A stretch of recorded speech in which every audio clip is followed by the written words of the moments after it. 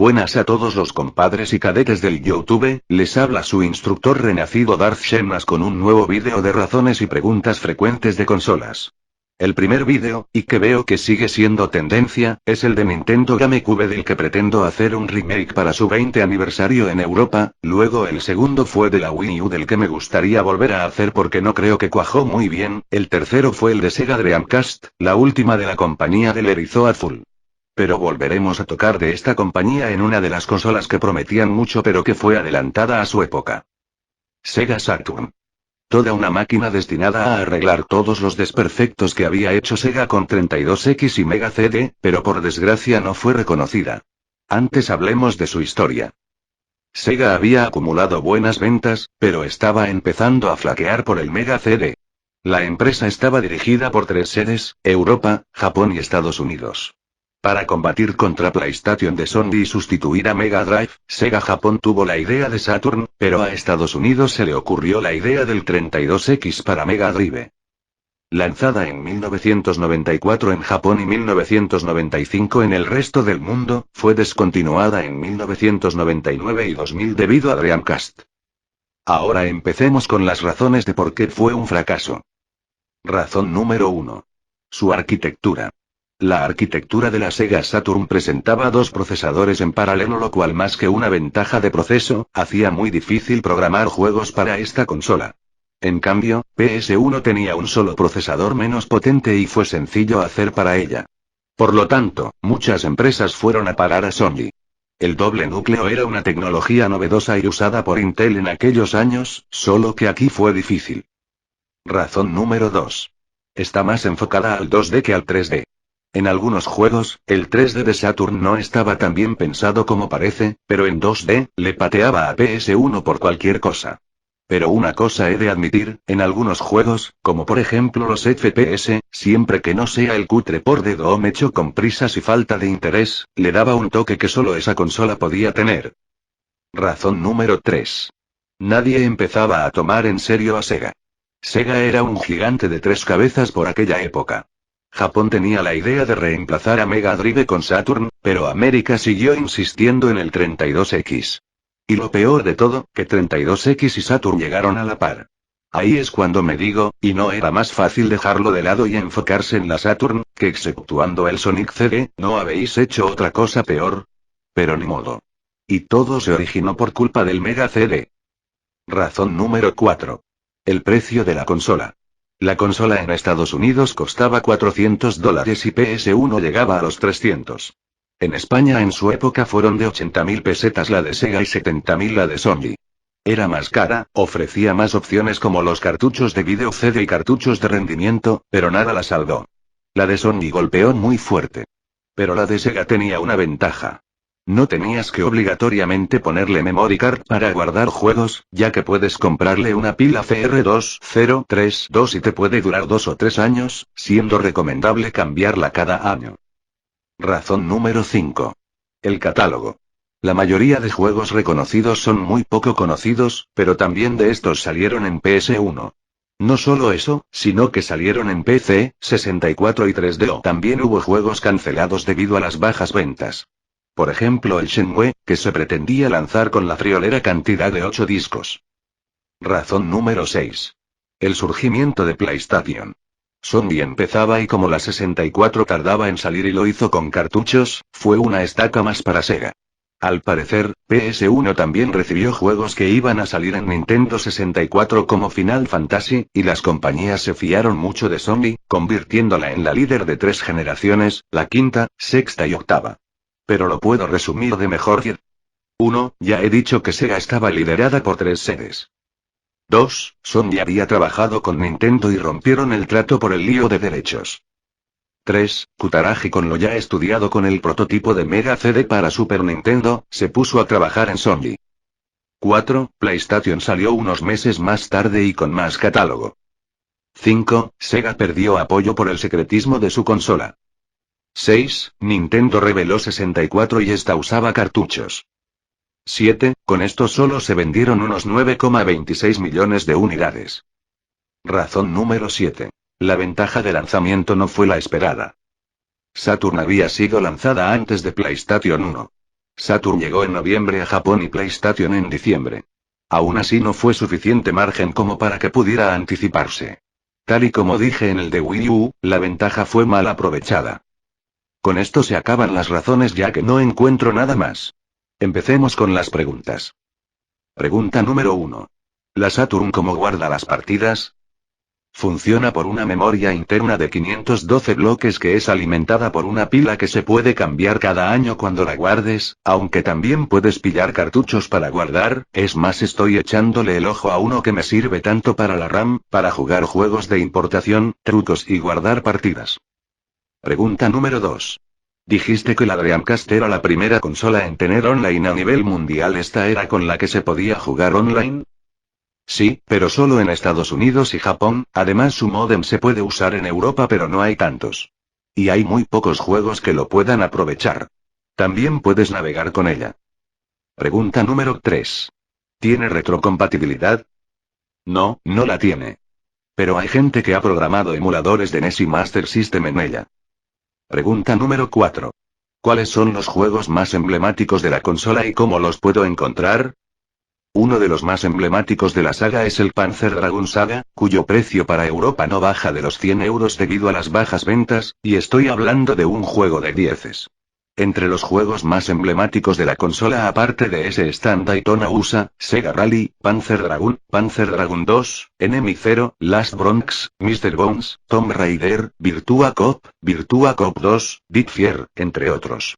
Pero la mayoría de estos títulos se encuentran en tiendas retro o en salones del manga de enormes ciudades como capitales de países por precios de 15 a 60 euros los que se vendieron bien. Pregunta número 5. ¿La Saturn se puede piratear o algún modo tiene para traer juegos no oficiales?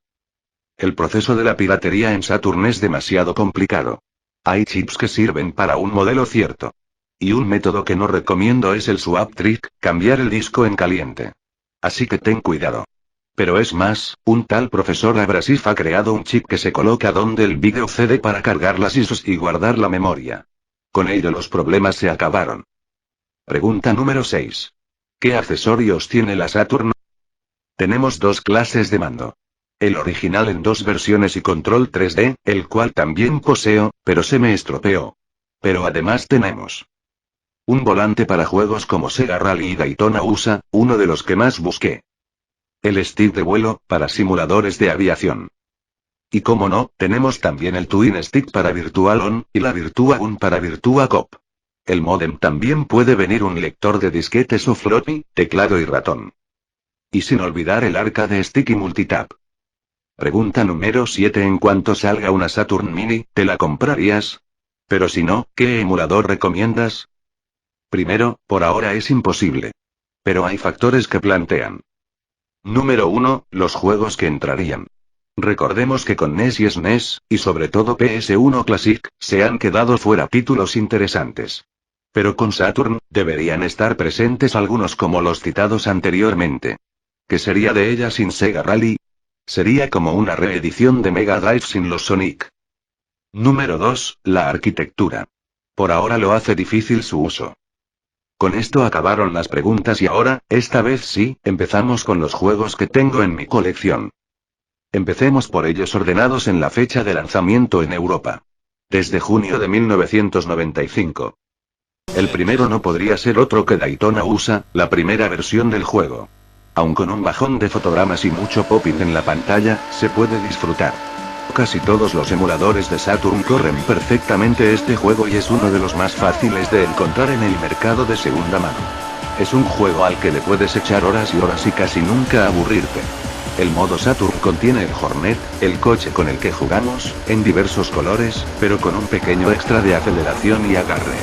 Más tarde se arregló lanzando las versiones Circuit Edition que contiene 4 coches nuevos, 2 circuitos nuevos y el modo de pantalla dividida carente en la versión original. Ahora damos paso a un shooter sobre raíles conocido como Virtua Cop. El primero de la saga. No podrás cubrirte como en Time Crisis, pero tienes también variedad de armas, desde pistola automática y revólver Magnum para atravesar coberturas, hasta ametralladoras y escopetas, y aquí es bueno los reflejos. También puedes practicar el tiro. Si tu tele es TFT o LCD, no te servirá la pistola de nada. pero se puede usar el mando igualmente, solo que recargar es más complejo, ya que debes pulsar el botón de recargar 2 veces seguidas. Aunque eso no le quita la diversión. En 1996 las fueron algo bien para la consola con diversos títulos. Empezamos con Sega Rally Championship, un juego de carreras excelente en el que tenemos 3 pistas, una de desierto, otra de bosque, la tercera de pueblo de montaña y el secreto circuito del lago. Para ello tenemos 2 coches, el mítico Lancia Delta HF Integrale de los 80 hasta 1992, y el por aquel entonces afamado Toyota Celica GT4 ST205. En la versión de Saturn se dio la posibilidad de escoger un modo de contrarreloj y uno de 2 jugadores en el que podías enfrentarte por vueltas o por distancia en segundos. Además, podemos desbloquear el mítico Lancia Stratos. El juego era genial, mejoraba bastante lo visto en Daytona USA, no había tanto popping en fotogramas, tenía modo para 2, e incluso salió versión para usar el modem. Se suele encontrar también por los mismos precios. Siempre he pretendido poner a Rise of the Robots en juegos hechos por vagos, pero he aquí su secuela conocida como Rise 2 Resurrection. Lanzado en 1996, para ser exactos el 19 de abril junto con Kiberia y uno de NHL. Si has tenido la deshonra de jugar el primer juego, creerás que Eco 35-2 Ocotón habría acabado con la supervisora y el virus Ego que afectó a la fábrica Electrocorp y pretendía ser una amenaza, pues no.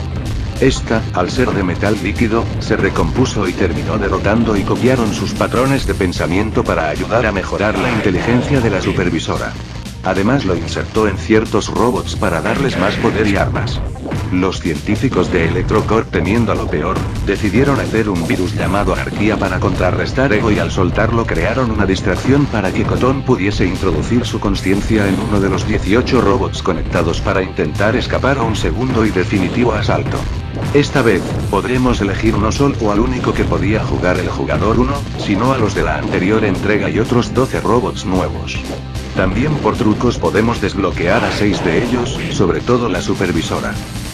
Tenemos más combos, counters y además, sus propios fatalities. También podemos coger el chip de arma para poder usar movimientos robados, cosa que yo nunca he podido lograr.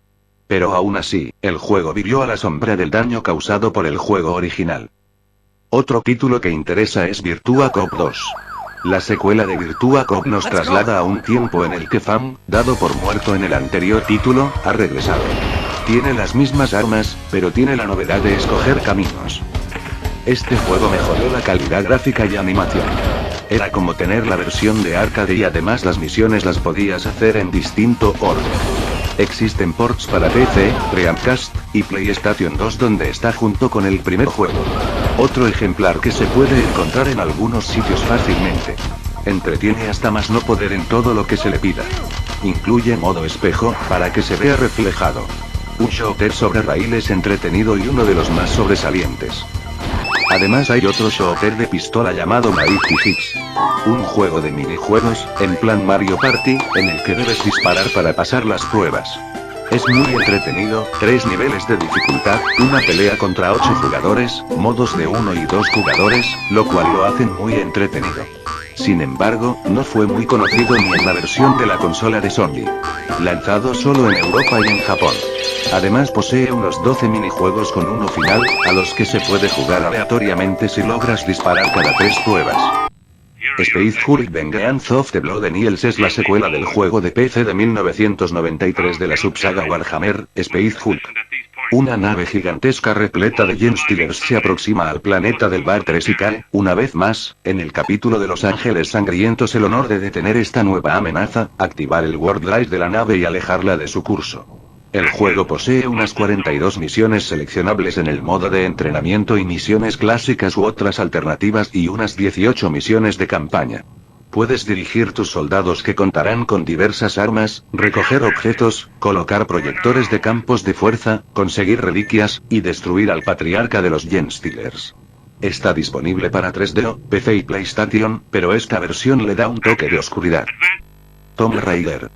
El primer juego de Lara Croft llegó un poco antes a la consola de Sega que a la de Sony. El Estion se ha dividido en 3 piezas y Lara es contratada por Nadla para recuperar una de las piezas, pero después de encontrar la primera se comprueba que la había seguido un miembro de Nadla demostrando que hay otras 2. Ahora, la joven arqueóloga tiene que encontrar las otras 2 piezas antes de que lo haga Nadla y pueda usarlas para sí misma. El juego tiene unos pocos debugs, pero se puede salvaguardar por la jugabilidad, la historia, efectos de sonido y los mapas de cada zona. Hay un total de 4 territorios y tenemos 16 niveles en todo el juego. Si lo logramos completar, podremos empezar desde cuevas y una llegada a Ciudad de Vilcabamba se activará la munición ilimitada y tendremos acceso a todas las armas. Su curvatura de dificultad puede llegar en algunos casos a ser frustrante, pero merece la pena. Y ahora vayamos con mi primer juego adquirido para la consola, Defcon 5. Programado por GT Interactive. Un FPS de aventura en el que, siendo un ciberingeniero de una compañía, debes probar el sistema de defensa automático de una colonia minera en un asteroide. Pero hay un problema, unos extraños alienígenas conocidos como Berserkers intentarán hacer las cosas imposibles. Desde ataques en el espacio, con el que contamos torretas para defender, y dentro de la base donde se pueden colar siempre tras un ataque espacial. Puedes enviar drones de rastreo para conseguir pruebas de la invasión y munición para las torretas o de batalla para los ataques desde dentro de la base. Pero tienes que saber cómo gestionar los recursos y explorar bien, porque en cualquier momento, la base entrará en autodestrucción. 1997 fue un año que dio buenas cosas a la olvidada de Sega. Empecemos con ellos. Wish, creado por Flare Software en 1994 para MS2, salió en 1996 para SNES y para las 2 consolas de CD de la quinta generación en 1997. Habla sobre un conejo, Wish, que tiene que ganar una apuesta de una carrera contra Ratty, una rata que le pondrá las cosas difíciles. El juego es de plataformas y su jugabilidad es muy curiosa. Los gráficos han ido avanzando y lo que difiere de las otras versiones es la interfaz del juego junto con la paleta de colores. Su dificultad más que lo difícil de él, es el tiempo, que se ve más reducido. Entretenido, buen control, gráficas buenas, diseño de personajes bien entretenido y sobre todo, desafiante. Jurassic Park Mundo Perdido es un juego de plataformas que toma un giro diferente a la película. Podemos jugar con el Compsognathus e intentar escapar a las cuevas, un cazador humano para tomar de nuevo los laboratorios de Ingen, el Velociraptor para escapar del laboratorio a los bosques, con el Tyrannosaurus Rex para arrasar con todo ser vivo a tu paso y llegar al campamento humano y una científica humana para escapar de la isla. Gráficos de nivel medio, pero el control suele ser nefasto y engorroso. Podemos encontrar cadenas de Arnasta en los sitios más difíciles para conseguir extras, pero si tienes la osadía de acabarlo, tendrás un vídeo del Dr. Ian Malcolm dándote las gracias y diciendo que salgas a la calle. El juego se encuentra también en PS1. Independent Day es el juego de la homónima película lanzada en 1996, solo que salió un año más tarde. Un simulador de aviación con elementos arcade en el que tienes que defender la Tierra contra los Harvesters y llevar la batalla hasta la nave nodriza y destruirla para parar la invasión. Puedes encontrar aviones ocultos por todo el nivel, pero si te derriban, lo pierdes, y si te derriban todos los aviones en una misión, se acabó todo. Las misiones tienen diversos objetivos antes de que puedas atacar al arma del destructor de ciudades que ocupa la zona. Pero tiene varios puntos flacos, sobre todo en el modo de 2 jugadores. Es más, a pesar de las críticas malas, el juego recibió 5 en su versión de Saturn y PC compatible con Windows 95, exceptuando su versión de PlayStation 1 que fue la que menos puntuación obtuvo, le dieron buenas ventas. Dynamite Deka o Die Hard Arcade fue un beat'em up de origen propio de Sega en Japón, pero para pasarlo a Estados Unidos y Europa, Fox Interactive lo convirtió en un spin-off de Jungla de Cristal. La trama original es la siguiente: Bruno Deringer y Cindy Holiday, 2 agentes de la policía estadounidense, se dirigen hacia un edificio ocupado por terroristas en los que traen rehenes y entre ellos está la hija del presidente. Para hacerlo deberán enfrentarse a todo tipo de terroristas, desde simples gángsters, bandas de moteros, terroristas disfrazados de bomberos para infiltrarse en la zona, expertos en lucha libre y hasta robots de seguridad con tal de abrirse paso. Podremos recoger armas, objetos y medicina para subir la barra de energía. El juego también cuenta con Key Time Events en los que si acertamos en algunos, ganamos vida, pero si fallamos, perdemos. La versión de Saturn cuenta con el Deep Scan para ganar continuaciones, que serán necesarios, ya que el juego es desafiante.